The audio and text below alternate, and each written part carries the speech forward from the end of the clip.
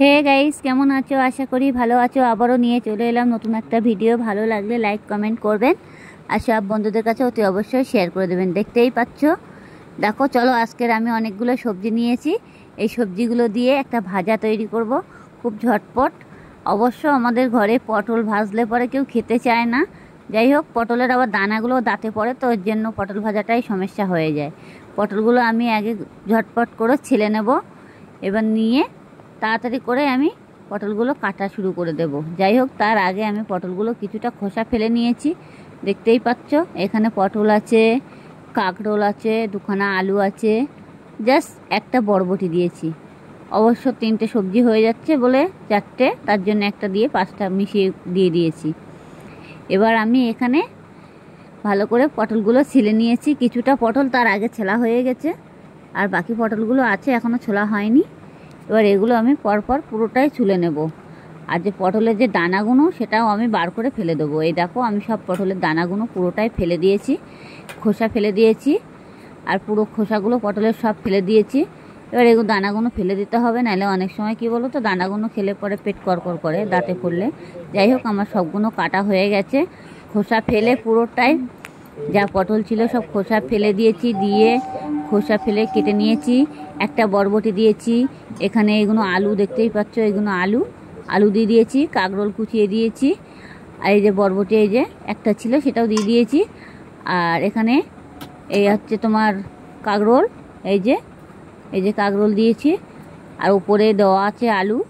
আর এই সাইডে এই যে দেখতেই পাচ্ছ এগুলো এই তুলছি, এগুলো হচ্ছে পটল। একটা দানাও নেই পটলের ভিতরে। এগুলো এভাবে ভালো করে খোসা ফেলে একদম নিয়ে নিয়েছি। এবার এখানে আমি 2টো পেঁয়াজ দিয়ে দিয়েছি আর 4টে লঙ্কা দিয়েছি। অবশ্য লঙ্কাগুলো ঝাল নেই, কতগুলো সবজি হয়ে গেছে। এবার এই সবজিগুলো পুরোটাই ভাজা করব। এবার এই সবজিগুলো ভাজা করলে পরে খেতে যে এত স্বাদ লাগে, সব সবজি একসঙ্গে ভাজা করলে পুরো আলু ভাজার মতন করে একদম পুরো মাখা মাখা করে, মানে কোনো জল দিলে হবে না, মানে এত টেস্টি হবে। আপনারা ঘরে বসে এই রেসিপিটা করুন, ভালো লাগবে। যাই হোক, এটা দিয়ে আমি পুরোটাই সব ছুলে নিয়েছি, নিয়ে বটে দিয়ে আমি পুরো কুচিয়ে নিয়েছি। দানাগুলো ভালো করে আমি অবশ্যই ফেলে দিয়েছি।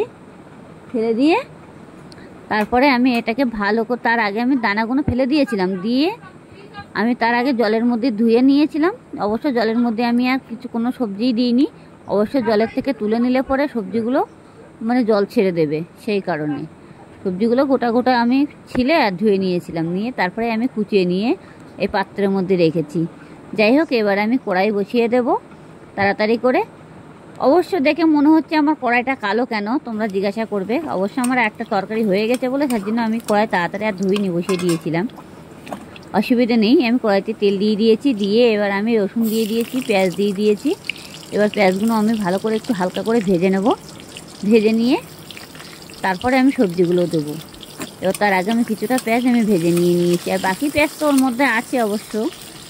আর অল্প কটা পেঁয়াজ আর রসুনগুলো আমি দিয়ে দিয়েছি তেলের মধ্যে। দিয়ে এটাকে আমি ভালো করে একটু লাল লাল করে একটু ভেজে নেবো হালকা। যেতেই হোক, আমার এটা ভাজা হয়ে গেছে অলরেডি, দেখতেই পাচ্ছ পেঁয়াজগুলো পুরো ছেড়ে ছেড়ে দিয়েছে, হালকা ভাজা নিয়ে হয়ে গেছে। এবার আমি যে সবজিটা দেব, ভাজা কুচিয়ে রেখেছিলাম, সেই সবজিটা আমি কড়াইতে দিয়ে দেবো।